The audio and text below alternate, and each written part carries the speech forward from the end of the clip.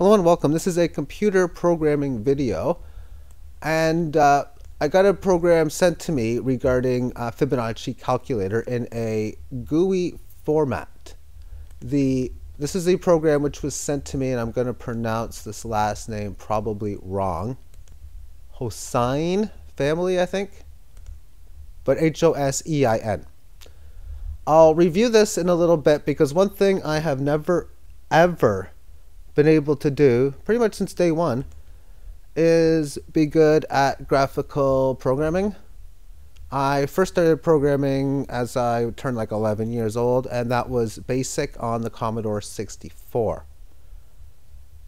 And I got pretty good at it. And within the 64, I could do a lot more graphical stuff than I can do with the program I got now. But there was interesting ways in the BASIC language where you could do things with colors, but I also figured out then that it was all an art.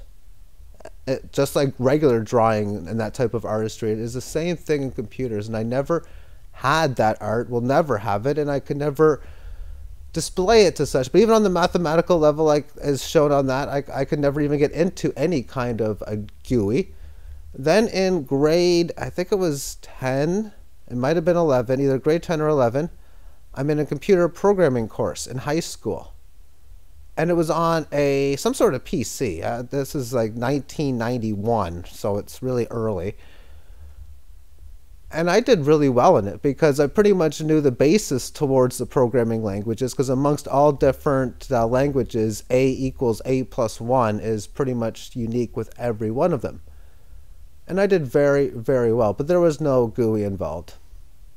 And then as the 1990s rolled on, and owning a 486 into a Pentium and knowing what MS-DOS was became very normal, I started using QBasic, which was very similar to the BASIC language in the Commodore 64. That it didn't take me long to really learn some of the intricacies, and I did relatively well with that.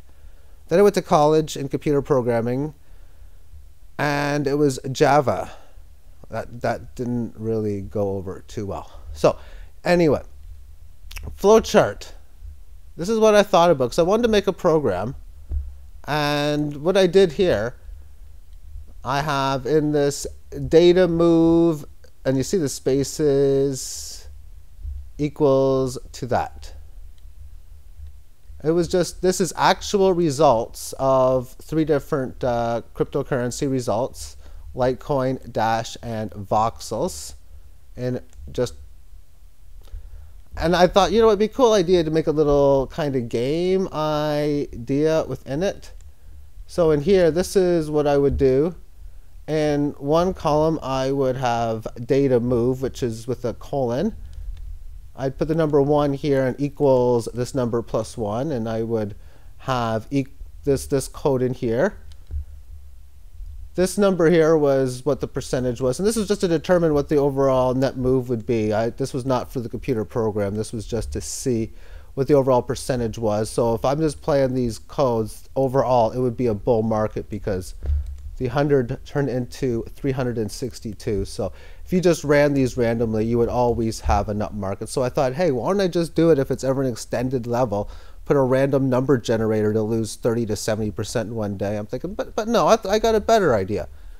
And that idea was to have a 7 average, a 21-day average, and a 63-day average, which gives me combos A, B, C, D, E, F. AB stands for above the 7, or A is above the 7, B is below the 7 average. C is above the 21, D below it, and then same with the 63. And then within these combos, which are very interesting when you look at the 8, 2 of them are practically almost impossible or extremely rare to occur. Ace, which would be every market above the 7, 21, and 63. You're pretty much at all-time highs. That's major bull market. ACF, that means you'd be in a bull market on the 7 and 21 and down in the 63, so you'd have a decent retracement after a down move when you're in that category. ADE is the one I don't think it could ever happen. That's when, and I'll check it out because I'm going to talk about this in this video. but that's when you're above the 7-day. And then the D is below the 21 and above the 63. That's got to be very rare. And then A is when you're above the 7-day average, below the 21 and below the 63. And that's when you're just starting to recover from a down move. And then BCE, practically a lot of them are the polar opposite of the such. But what I'm going to probably do is just take the data moves of like many thousands of days within cryptocurrencies. I can get many hundred per code, like Litecoin, Dash, Ethereum, and any of the ones. I can get all of them. So what I would do is I would code each single day. Which of the 8 combos was that day in, and what percentage move did it have? Now my original plan was to do something like this and have instead of having, as I showed on the spreadsheet, or at least on the program where I would have, say, data move, instead of just 1, I would have maybe, well, the letters ACE and as shown. So that in the game, if, say, you were in whatever combo, say BDF, it would only pull a random result when another market encountered the exact same result. I thought, you know what, that'd be pretty cool. And then I would use different language for the first 63 periods, so that, because you can't go with these until you have actual 63 days worth of data. But the way it would work is a random number would come in. You'd start with a price of maybe 1,000 Satoshi or 50,000, and then it would go up a day, down a day, and you'd be buying and selling. Only problem why I don't want to make this game, and there's 2 reasons other than the fact of the time it would take. Number 1, I need the motivation to be able to make a game like this, and I barely have it. I've done a lot of programs that I've done successfully and unsuccessfully, and I think this would be relatively easy to do successfully. Now, is there any big need for me to have a game like that? Not really. I can play the game in real life. Is there any good need for me to see how the data works within these 8 combos? Oh, heck yes. So I'm going to be checking that out. And yeah, so that's within such. Now, I want to go over the program that was made, because I have this Fibonacci program where I just enter numbers in, and then the results come in when I'm looking for the key numbers. So therefore, within this that was made for me, let me bring the program back up. Here's the things that I think are good and bad about it. Again, this is stuff I could never really do too well when I got into Java programming in college. 101, oh, I was killing it for the first 3 months of a 4-month course. The last month was tough, and the second semester was just deadly. But I could never program too much about this. First thing is there's too many numbers. I would like to see these numbers rounded so they're easier to see. And also the font sizes, they can be kind of small. Whether you have the option to change it, that would be cool too. And I know for myself, I can change this, because to change the font in here, on the corner here, you go to Edit, or Form, or Properties. Where is it? Properties. And there's the font here, so I can go like this. Only problem is it makes the screen bigger, which I can fix too, which is the big problem on that. It's a fixable thing on my end, because I know there's a code you can do to make the size of the screen as you wish, which is something I never really did too much in my original basic programming, because you had one set screen size and you had to customize it based on such. But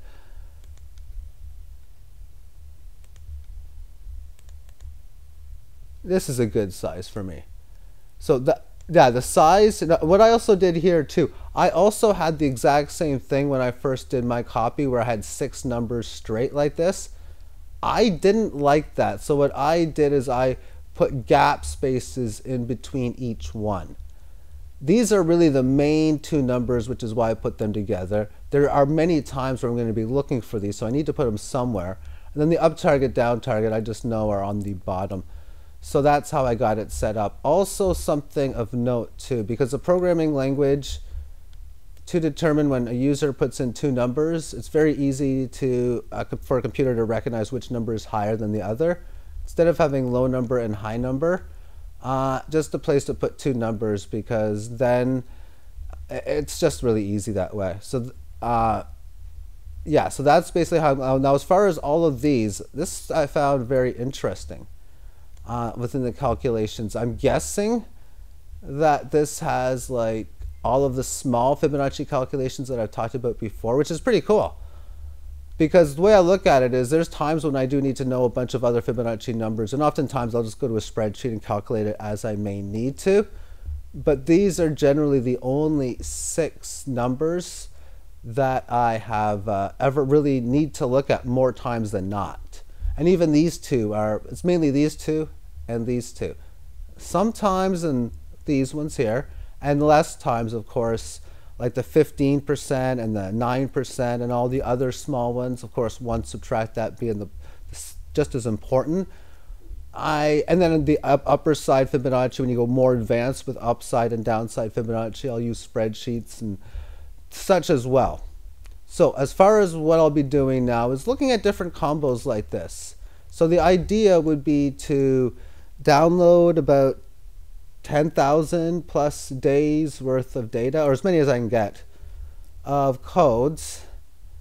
And then when you ask the computer, you run a 7 average of 21 to 63. I'll probably just use simple for this because that's all it really would need. Although once I put a front weighted formula in, I don't have to do it again. Although putting a front weighted formula in for a 63 would not be fun.